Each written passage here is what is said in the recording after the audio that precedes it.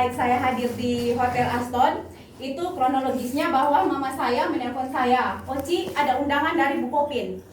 Jadi saya tidak melihat undangan.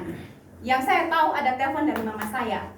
Tanggal sekian saya lupa. Tetapi pas hari H acara itu, Ibu Jacqueline menelpon saya setengah jam kurang.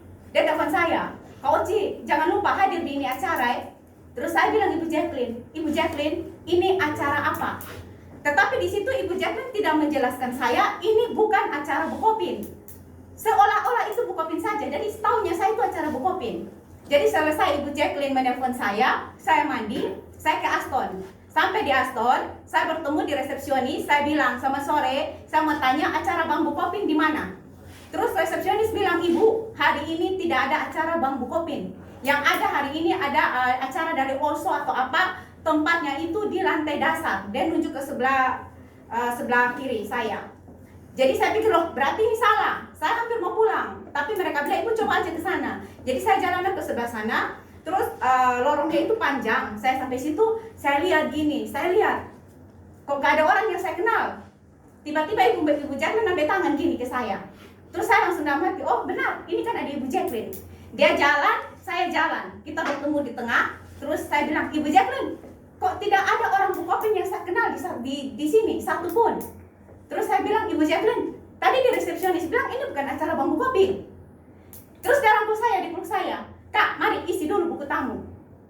Jadi dia arahkan saya ke buku tamu. Waktu di buku tamu, penerima tamu itu tanya, Ibu mana undangan? Saya bilang saya tidak bawa undangan.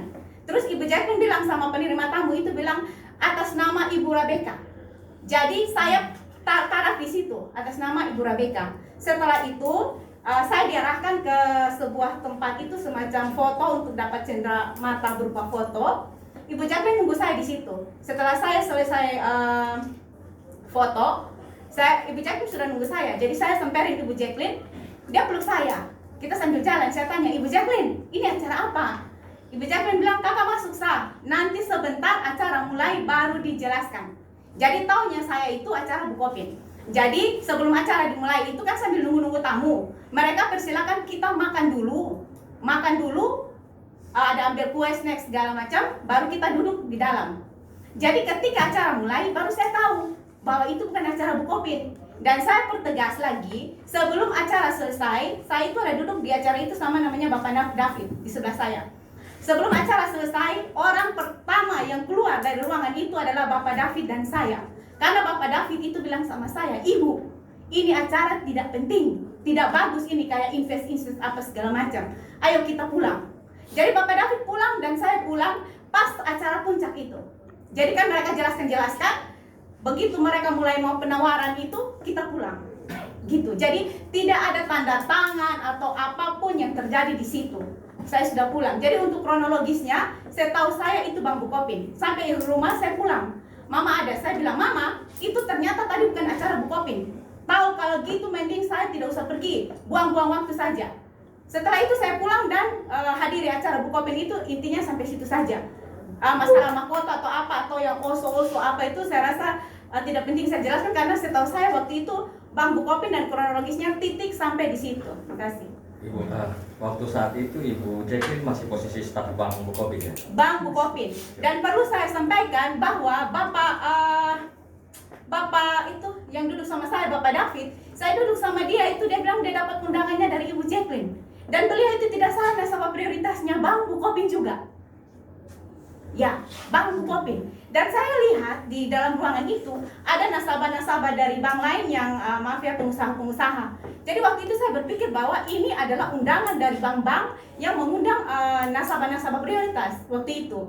Tapi setelah acara dimulai dijelaskan baru saya tahu. Oknum bank, ada staf bank bekerja sebagai staf di Bank Bukopin, lalu bekerja juga di pekerjaan lain. Lalu ada niat terselubung, ya. Dia pernah bilang, saya pernah lihat konfirmasi dari para Jacqueline bahwa sudah ada berkomunikasi berkali-kali. Tolong buka komunikasinya kapan. Yang katanya dia pernah menjelaskan kepada Ibu Rebecca bahwa ada menawarkan investasi tersebut. Kalau ada rekaman atau ada konfirmasi kapan? Tidak pernah. Bahasa itu tidak pernah ada. Sampai klien saya tahu itu ketika Acil itu datang menjelaskan, bukan Jacqueline. Jacqueline tidak pernah kasih tahu apapun. Makanya jangan sampai menyampaikan sesuatu yang tidak benar. Jadi karena apa? Kenapa dia harus dikeluarkan dari bank? Pasti kan ada persoalan.